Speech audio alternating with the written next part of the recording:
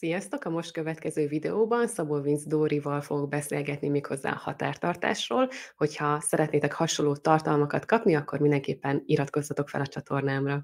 A határtartás lenne a mostani témánk, és több okból is. Az egyik oka az, hogyha jól tudom, akkor te is ebben érintett vagy. Ez egy folyó téma és ügy, és nem árulok el nagy titkot nálam is, de hogy azt látom, hogy nagyon sokaknál. Tehát, hogy ez a téma most, hogy határtartás, nemetmondás, ez most egy nagyon népszerű téma, de megmondom őszintén, hogy nekem van egy kis hiányérzetem azzal kapcsolatosan, ahogyan ezzel kapcsolódunk, meg ahogyan erről beszélünk. Szóval szerintem ennél lehet sokkal konkrétabban a határtartáshoz közeledni, ami akár segítséget tud nyújtani így a kezdeti lépésekben, mert én emlékszem arra, hogy amikor én elkezdtem ezzel foglalkozni, akkor nekem nagyon sokat jelent, hogy meg tudtam állapítani magamban, hogy milyen típusú határtartásban kell fejlődnöm. Tehát, hogy hol vannak a tünetek.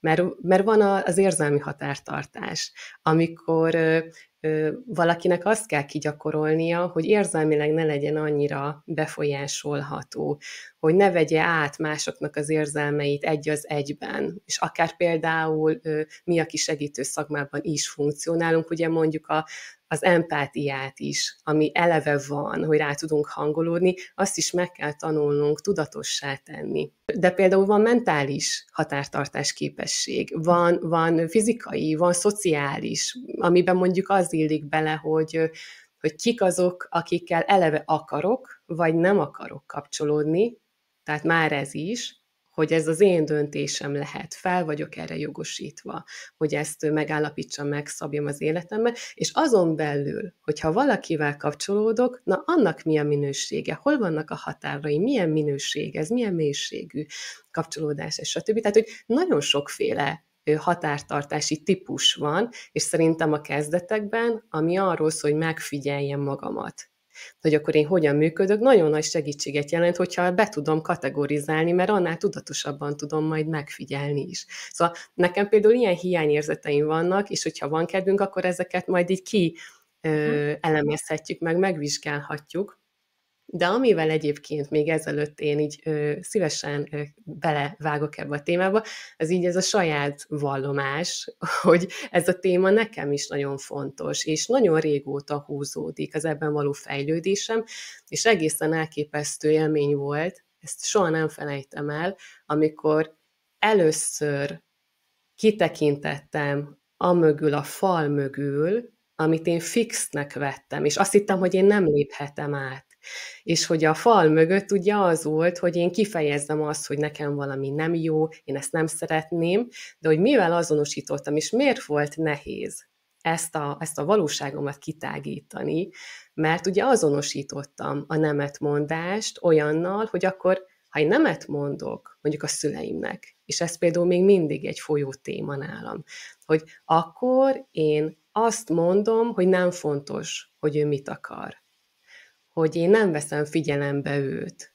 Tehát ez akadályozott meg abban, hogy nekem legyen bátorságom, legyen nyitottságom nemet mondani, hiszen azt hittem, hogy az egyenlő azzal, hogy én kimondom, hogy akkor te nem fontos, nem veszlek figyelembe, nem tudok neked kedvezni, és miközben ezt csináltam, aközben ugye azt mondtam Saját ki magadat nem valójában. vetted figyelembe.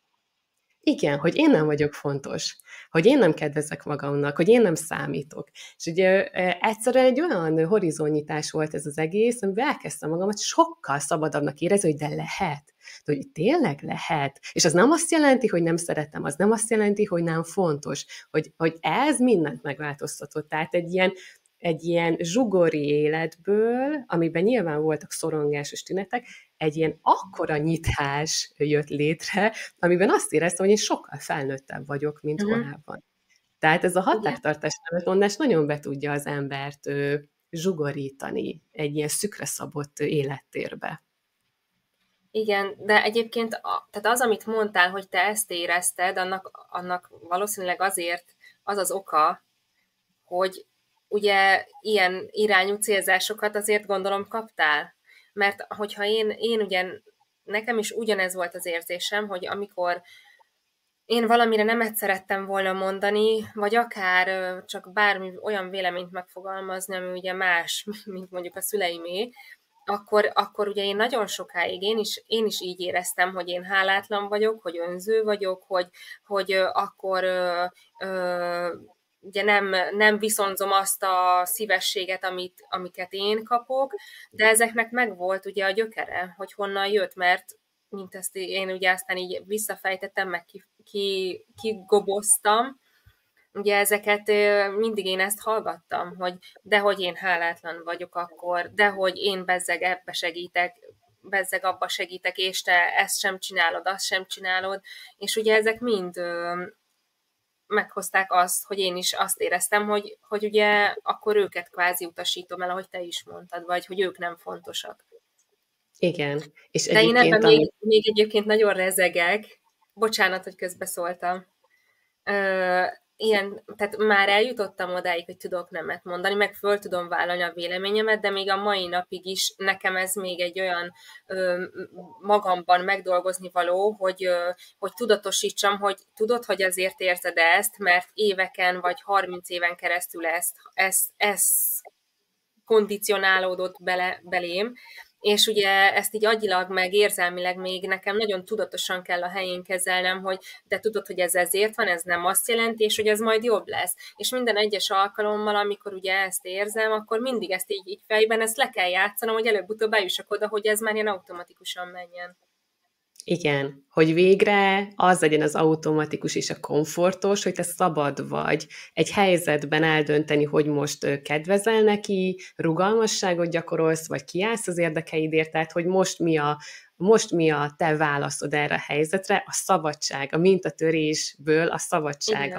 a megérkezettség, és ez tényleg így van, hogy egy ideig még megerősítésre, utógondozásra van szükségünk akkor, amikor már mertük lépni, de milyen érdekes, hogy a bűntudat, és így rögtön Igen. bejön nekem, mint kifejezés, hogy amikor megmered tenni, tehát először kimerészkedsz az eddig ismeretlen, tiltott területre, az egy őrült nagy bűntudattal járhat még akkor is, hogyha nem erősíti meg senki.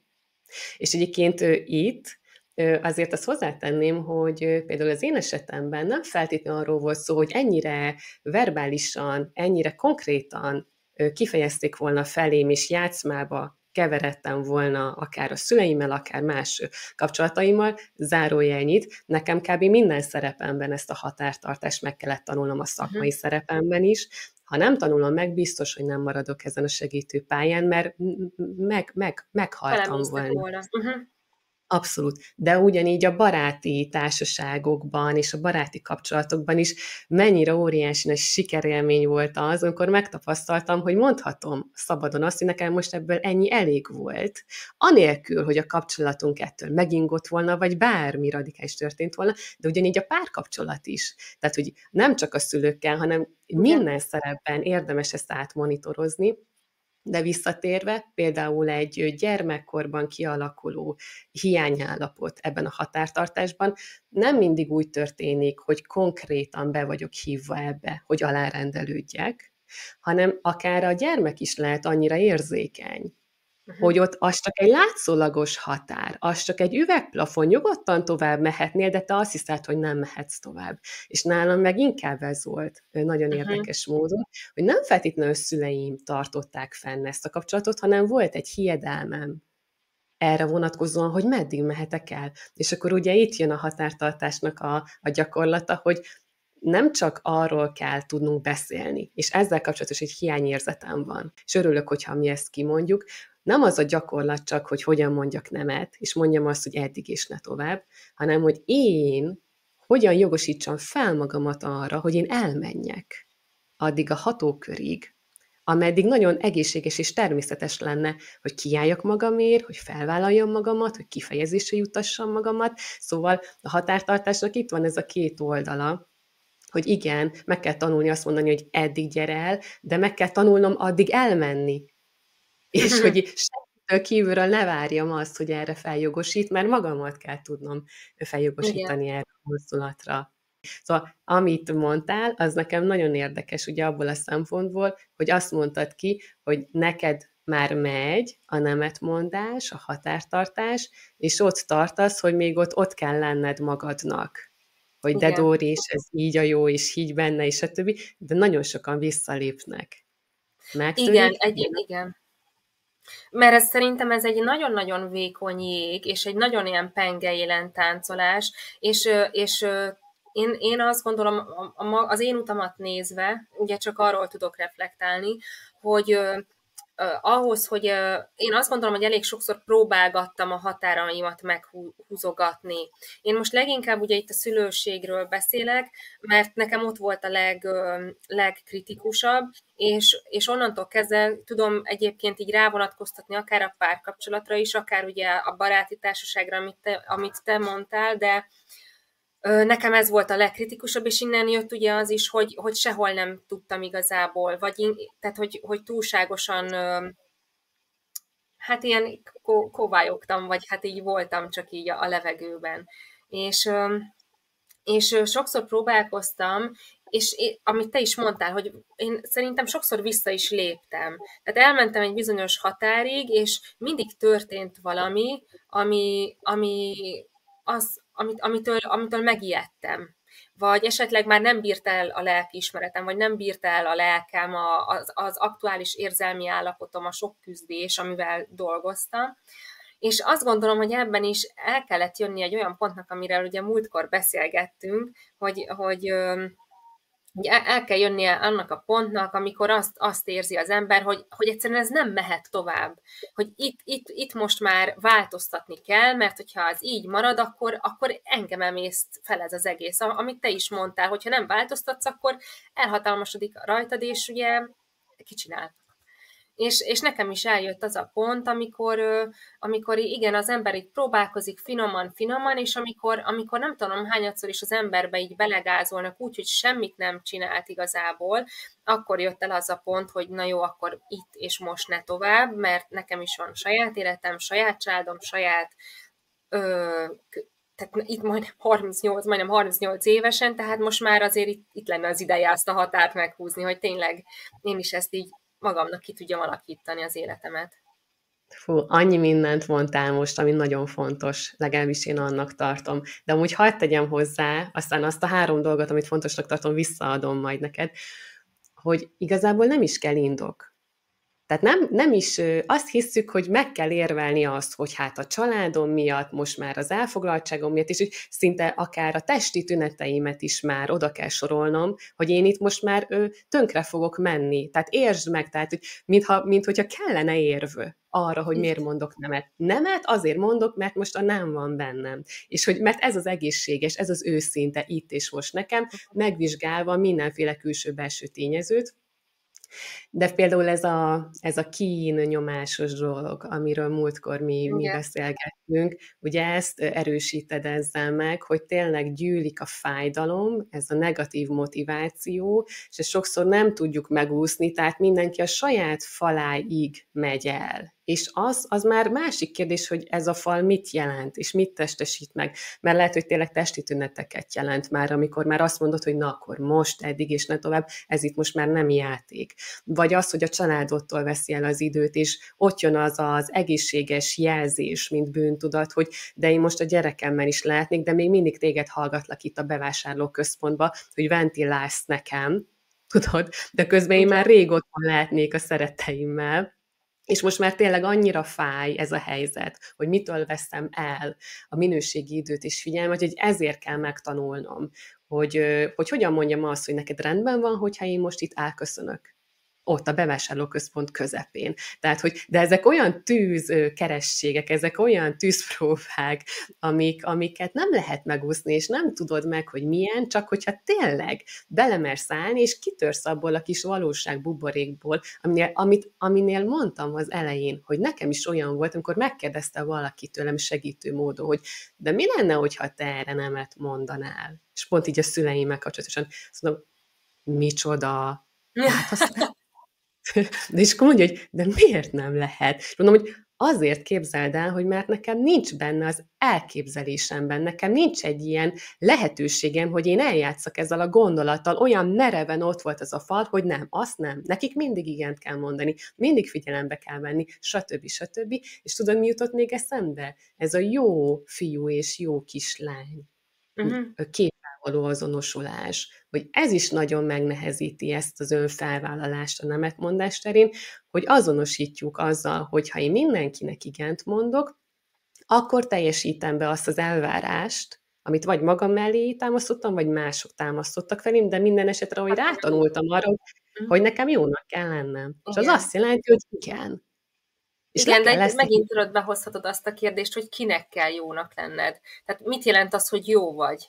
Saját magad számára vagy jó? Mert hogyha saját magad számára szeretnél jó lenni, ugye itt is ez az önazonosság, ugye, amit aztán te is a coach tanfolyam során is, ugye, amiről beszéltél, hogy ezeket tehát nekem ez sokat segített itt a határtartásban, hogy átgondoltam több oldalról is, hogy oké, most akkor egyébként kinek akarok megfelelni, vagy miért kéne a másiknak megfelelnem, és nem saját magamnak.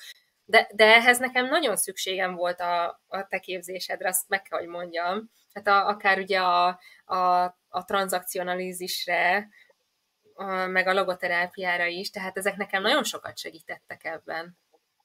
Igen, és én is be akartam hozni például a tranzakcionalízist, de még hogyha megengeded, még az előző megosztásodból még hadd emeljek ki, mert ez tényleg nagyon fontos szerintem, hogy ezek a visszalépések, mert szerintem sokan lehetnek olyanok, akik már vették a bátorságot, megdolgozták bizonyos részeiket, és ezért sikerült egy-egy helyzetben fellépniük, már sokkal felnőttebbként, viszont ez, amit te is mondtad, és sokszor te is visszatáncoltál, de ugye miért? Mert nekünk muszáj tudatosítanunk, hogy amikor sikerül ezt megtörnünk, ezt a mintát, ami arra hajtott, és itt hadd tegyek ezért, sokféle minta hajthat ugyanahhoz, hogy nem tudunk nemet mondani. Tehát én más miatt nem tudtam, mint te, és ahányan vagyunk, annyiféle háttérkondicionáltságunk lehetett, ami ide vezetett ez a tünethez.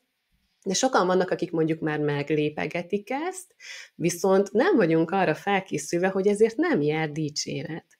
Tehát ezért nem jár babkoszorú, nem fognak ott téged szentén avatni. Tehát a környezet így van, természetes úton meghökken, és azt mondja, hogy de hát eddig mindenre igent mondtál, ez milyen kényelmes volt, ez volt a megszokott dolog, és most mi történt veled? Valami nagyon rossz útra tévedtél, és nagyon rossz változás indult el itt. Tehát, hogy amikor még ráerősítenek arra, hogy folytassuk azt, amit elkezdtünk, és amire felismertem, hogy nekem nem jó, az egy challenge, az egy teszt. És nagyon sokszor itt lépünk vissza, mert arra számítunk, hogy jön valamiféle, eleve kitettek vagyunk, eleve bizonytalanul lépünk ki és törünk ki ebből a korlátoltságból, és akkor még ott kapunk a környezetünktől, akikkel szemben meglépjük a határtartást egy ilyen lendületben, egy ilyen visszapofont, de nagyon kevesen fognak, nem is fogják fel, ugye? Tehát, hogy még nincs értelme ez, hogy mi is történik itt, ez alapvetően tök jó, hogy az Edith elkezdett, ugye,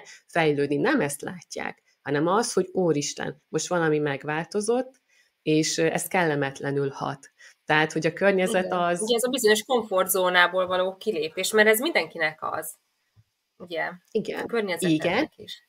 És így jön a tranzakcionalízis egyik csodálatos lehetősége, hogy így kilépjünk egy játszmából, amit ketten hoztunk létre, de ugye jól tudjuk, hogy elég egy ember is, hogy a játszmát felfüggesszük.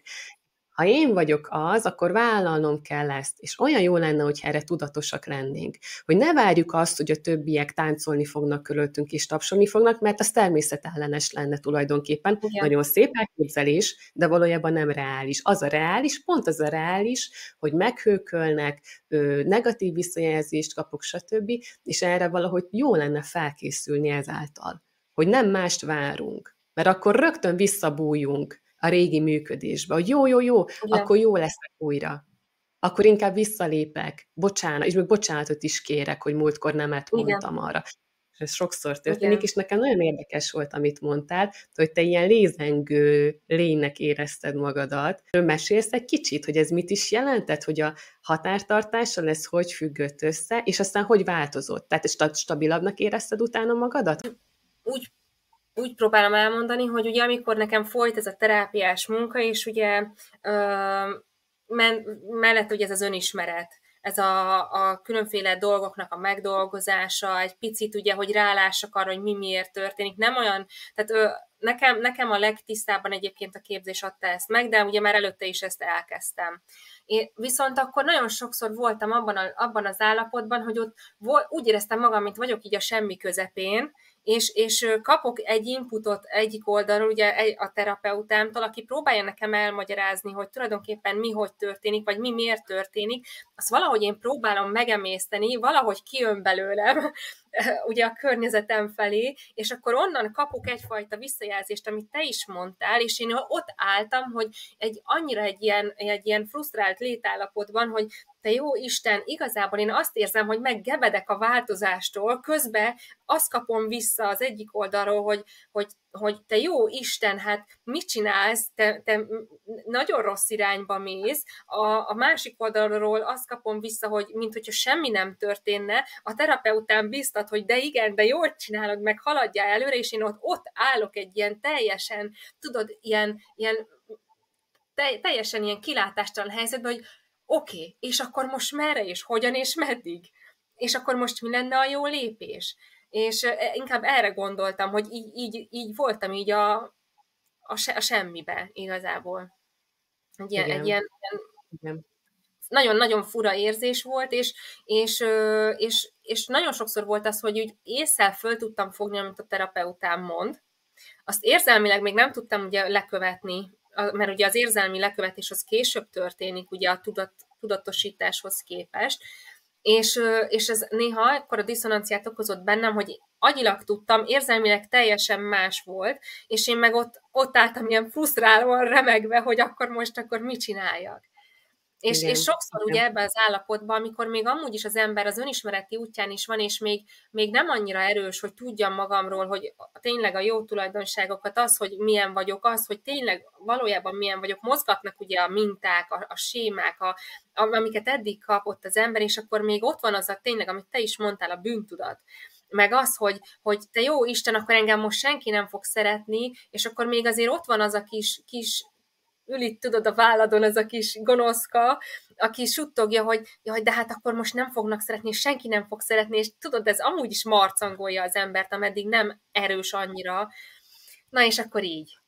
És nekem a képzés alatt, amikor bejött ugye a logoterápia, meg főleg a tranzakcióanalízis, és akkor itt ugye a játszmákról volt szó, és akkor ezt egyszerűen elmondani se lehet, de amikor tudod így, úgy fölnyílik az ember szem, és így kivilágosodik, hogy te Atya Úristen, hogy milyen játszmák, meg milyen én állapotok vannak, és akkor erre hogy reagálsz te, hogy reagálok én, hogy lehet ebből kiszállni, és nekem például nagyon sokáig azt sem tudtam megérteni, hogy miért én változtam, miért én, és akkor ettől már így teljesen frusztrált voltam. És amikor elmondtad a videóban, hogy azért te, mert hogy ugye én vagyok a felelős a saját magam életéért, az én nyugalmamért, és az a fontos, hogy belül én nyugodtnak érezzem magam, és akkor értettem meg, hogy baszki, tényleg. Bocsi, most egy ilyen mondatot eldaráltam. Óriási, ez fantasztikus volt befogadni egyébként, és ugye igen, hogy amikor a már nem, és még nem Igen. helyzetben vagy, az pont ilyen frusztrált, akár szorongásos állapottal jár, de ez a változás, és emlékezz rá, hogy a múltkori beszélgetésünkben kimondtuk ezt, hogy az önismeret az, ami felforgatja az életedet. Az Igen. a valódi önismeret. Nem az ismeretterjesztés szintén megmaradva, azonosulva egy-egy tudás résszel, hogy akkor én így kötődök, úgy kötődök, gyerekkorom így, gyerekkorom úgy, attól még én ugyanaz vagyok, csak címkét adtam. Igen. Egy-egy részemnek. A változás, az önismeret, a fejlődés, ez a folyamat, amit most elmondtál, és ezt nem lehet megspórolni. Tehát, hogy Viszont nagyon örülök azoknak a dolgoknak, amit kimondtál, mert én pont ennek vagyok a pártfogója, hogyha lenne egyfajta rálátásunk, felkészültségünk erre. Tehát most gondold el ezt a folyamatot, hogyha te nagyjából tudatában lettél volna annak, hogy akkor igen, ez a nagykönyv szerint így történik. Megélni, attól megélem, de valahogy ad egy biztonságérzetet ebben az ismeretlenben, ebben a bizonytalanságban, hogy de ez vele jár. És hogy ezt kellene tudnunk, ez az én, hogy mondjam, ez van az én zászlomra írva, hogy egy kicsit menjünk bele jobban, konkrétabban fogjuk meg, mert olyan kapaszkodókat adunk magunknak, amikor már nem lehet visszavonni egy ilyen folyamatot. Mert ugye van az a Igen. pont, ahol érzem, hogy most már nincs más hátra, mint az előre. Fogalmam Igen. sincs, hogy mi fog történni, de ezt a döntést meg kell hoznom, mert egy akkora élethazugságban élnék, hogyha én már ezt nem képviselném, nem állnék ki, nem törném fel az eddigi komfortomat, Igen. hogy abban már biztos, hogy belebetegednék. És ez egy olyan önelárulás lenne, és hiába nincs kapaszkodom, hiába nem tudom, hogy merre megyek, csak azt tudom, hogy innen el, és valamerre arra kéne irányulni. De hogy ezekben amúgy lehetne ilyen kapaszkodó, ami egy más jellegű tudás, mint az ismeretek, mert amiket te mondasz, ugye a képzéssel kapcsolatosan is, az ugye a felismerések, hogy jó, kontextust kaptak a dolgok. Így már minden egy kicsit világosabb, megérthetőbb, még így is félelmetes, tehát még így is ugyanúgy meg fogod élni, de azért már van egy self-coachingnak igazából szerintem ezt lehetne hívni. És ezzel a kifejezéssel is dobálózunk, csak szerintem nem biztos, hogy tudjuk, hogy mit jelent. De ezt jelent, hogy én miközben benne vagyok nyakig, azért van egy részem, ami tudatos erre a folyamatra, és ezért nem teljesen veszek el a bizonytalanságban. És ez lehet, hogy csak egy homokszem, de egy nagyon-nagyon fontos homokszem, hogy tudom-e kísérni magamat ilyen rizikós folyamatokban. És ehhez egyébként szerintem ez tök jó, hogy mondod, mert én ide meg visszacsatolnám azt, hogy mennyire fontos a határtartás kialakítása, szerintem az önismeret. Mert legalábbis az a saját oldalamról biztosan én ezt tudnám mondani, mert én biztos, hogy nem tudtam volna meglépni ennyire kitartóan, hogyha nincs meg az önmunkám, amin végigmentem, és lett egy úgymond szilárdabb én képem, amiben tudom, hogy most már amiben realizáltam igazából, hogy én nem is az voltam, akinek beállítottak, hanem ez egy fals kép volt, egy ilyen magamra aggatott címkékből létrejött valaki, és azokat a címkéket nekem marha nagy erővel le kellett magamról tépkedni, és azokat alatta a sebeket meg begyógyítani, amiket azok okoztak. Így van, így van. Képzeld el, hogy pont minap, tehát szerintem 3 napja volt egy beszélgetésem egy érdeklődővel, aki a képzés iránt érdeklődött. Nekem mostában ilyen beszélgetéseim vannak, tehát, hogy ezekből tudok példákat hozni és meríteni. Képzeld, egy 50 éves hölgy, aki tűpontosan megfogalmazta ezt, amit te is mondasz. Azt mondta, hogy én egész eddigi életemben azt hittem, hogy az vagyok, akinek az anyám gondolt engem. És így lesültem, kirázott a hideg, hogy valaki ennyire pontosan ezt meg tudja fogalmazni, hogy ő mindvégig azt hitte, hogy ő az, akinek az anyukája gondolja, amiben mondjuk akár semmilyen rossz indulat nincs. Tehát, vagy inkább vegyük fixnek, semmilyen rossz indulat nincs, hogy ő hogyan látta a lányát, de hogy ő azonosult vele, és 50 évesen, és nekem képzeld el, ez egy nagyon erős tapasztalatom mostanában, hogy milyen sokak most 40-es, 50-es éveikben jutnak el oda, hogy akár azt mondják, hogy akkor kezdjük el megismerni, hogy én ki is vagyok valójában, és ebből kezdjünk el egy olyan életet élni, ami jár nekem, ami sokkal önazonosabb, ami felszabadítóbb, ami tényleg feltölt engem, stb. Tehát, hogy nagyon-nagyon sok gyümölcse van a valódi önismeretnek, ami valóban nem az én képpel egyenlő. Tehát aki azt gondolja, hogy az az önismeret, hogy én el tudok mondani 5 jó tulajdonságot, meg 5 nehézséget az én személyiségemben, az a jéghegynek a csúcsa. Onnan indulunk. Az így elkezdték a csúcsát így egy kicsit így meg piszkálni. És nem baj, hogy innen indulunk, csak menjünk tovább, mert ebben az a lényeg, hogy biztos, hogy nem. És az önismeret az, hogy annak ellenére, hogy te kinek látod magadat, annak ellenére, hogy te mit gondolsz magadról, te ki vagy. Tehát, hogy Igen, emögött mi van, amit te gondolsz magadról, mert ez a sok gondolat, az egy minta, az egy hiedelem, az egy azonosulás egy értékkel, sorolhatnám, és hogy abból nem tud egy saját élet igen, megszületni.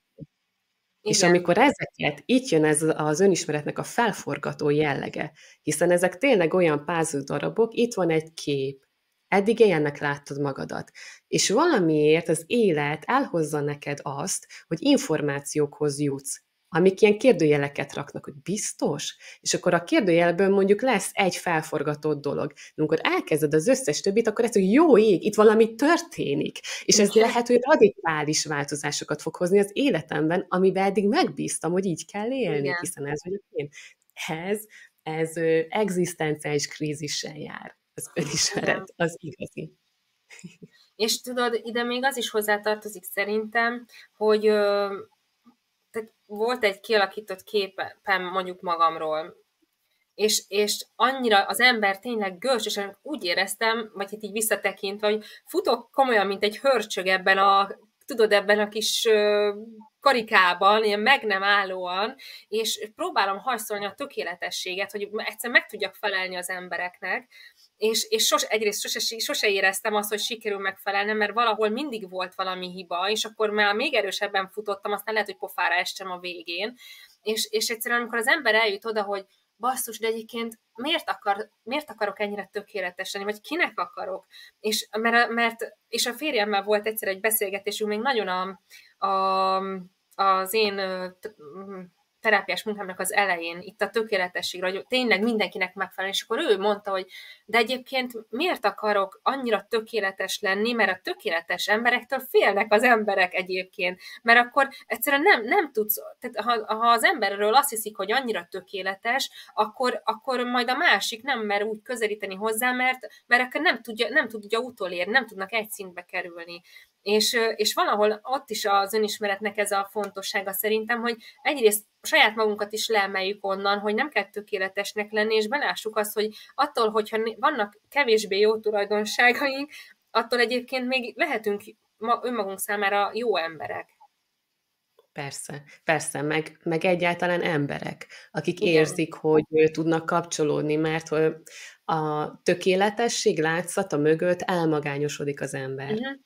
Mert nem hozzá kapcsolódnak, hanem ahhoz a képhez, amit Igen. mutat, és amiben ennyi energia és erőfeszítés kell, hogy én ezt itt tartani tudjam. Igen. Makulátlan, innen nézel, onnan is tökéletes vagyok, onnan nézel, onnan is tökéletes vagyok. Igen. Ez rengeteg energia, és a képhez kapcsolódnak, így, akár úgy, hogy megijednek Igen. tőle. A képhez nem lehet kapcsolódni. Hozzám lehet kapcsolódni, aki húsvér vagyok. És hogy Igen. ugye elmulasztjuk azt a gyógyulási lehetőséget, amire te is utaltál még a beszélgetés elején, közepén is, hogy a másiknak nem adunk esélyt arra, hogy meglátva az én kitettségemet, sebezhetőségemet, stb., azt mondja, hogy és ez itt teljesen rendben vagy, nekem is köszönöm, hogy vagy. Na ez lenne a gyógyító kapcsolódás, de ugye a kép miatt nem fér hozzám. Nem fér Igen. hozzám. És benne tartom, látod, a mintának a logikáját? Hogy benne tartom magamat a hiedelemben, a minta Igen. által létrehozott hiedelemben, de itt ez most mindegy, hogy kapcsolódnak, de a lényeg az, hogy továbbra is megerősítem, hogy én nem kellek. De azért, mert le se teszteltem, Igen. mert nem engedtem oda a másikat, hogy így Igen. kellek-e, ahogy egyébként. Meg tud érkezni az a gyógyító lehetőség, hogy oldódjunk fel, és az intimitásban egyre inkább önmagunkat megmutatva kiderüljenek a dolgok. Például az, hogy elég jó vagyok. Vagy hogy nem baj, vagy hogy van Igen. időd. Nem? Mert vannak olyan Igen. hiányosságaink, olyan leszakadt aspektusok, sokféleképpen meg lehet fogalmazni, amik tényleg nem jó, hogy így vannak, mert annyira korlátozzák, annyira limitálják a lehetőségeinket. De ha kapunk időt és teret, amit elsősorban magunknak kell megadnunk, és várjál, Dóri, ezt még mondjuk ki, hogy nagyon sokszor azért mutatunk egy képet magunkról, mert mi magunk nem hisszük el, nem merjük ezt az utat bevállalni, nem hisszük el, hogy ebből lesz valami, hogy A-ból B-be el lehet jutni, ezért inkább maradjon a fix kép. Tehát mi csináljunk úgy, mintha takarjuk le egy Igen. vászonnal azt azt a képet, vagy azt az asztalt, és ami mögötte van, az meg hát mindegy, úgy van, de most legalább valami van helyette, csak az a B opció, az nagyon-nagyon jól működik az élet, hogy ez előbb vagy utóbb kevés lesz a számunkra. Igen. Igen.